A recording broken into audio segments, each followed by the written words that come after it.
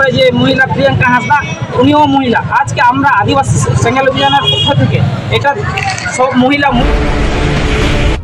जीवत बोंगा YouTube channel subscribe और like करते पे बेल आइकन हो उताई पे और शेयर तो पे आते हेरी করে যে মহিলা প্রিয়াঙ্কা হাসদা, উনিও মহিলা। আজকে আমরা আদিবাসী সেঙ্গেল অভিযানের পক্ষ থেকে এটা সব মহিলা যে আমরা ভারতবর্ষে যতগুলো মহিলা আছে তারা যাতে সুরক্ষা পায়, এই যে যেখানে সেখানে রেপ ধর্ষণ ভেবে অত্যাচার হচ্ছে, এটা নিয়ে আন্দোলন অবিলম্বে বন্ধ হয়।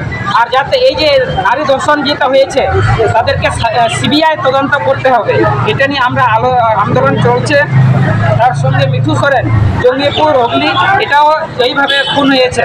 তার সঙ্গে অনেকেই আমরা যেটা আন্দোলন চলছে, যেটা দেশে দেশে যে ভারতবর্ষে আজ পর্যন্ত প্রশাসন সরকার বলুন মহিলাদের এইভাবে অপমান হচ্ছে, অত্যাচারিত হচ্ছে, ধর্ষণ হচ্ছে, আজ পর্যন্ত সুরক্ষা নাই মহিলাদের।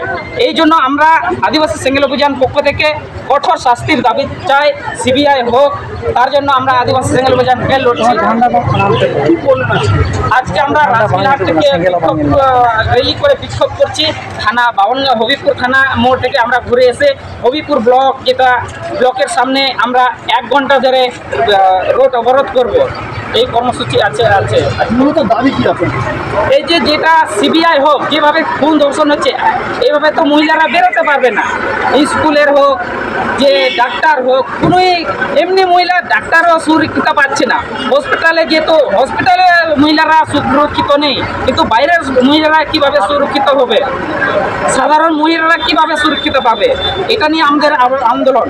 যে যেখানে সেখানে আজ কিছুদিন আগে মালদায় একটা স্টুডেন্ট খুন হলো।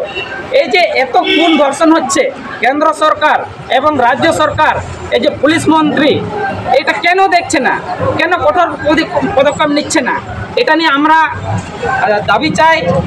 যাতে পুলিশ মন্ত্রী যেটা বদলি হোক, তা এইভাবে না দেখতে পারলে, যে মানে শাসন না চালাতে পারলে, এটা আমরা আন্দোলন চলছে।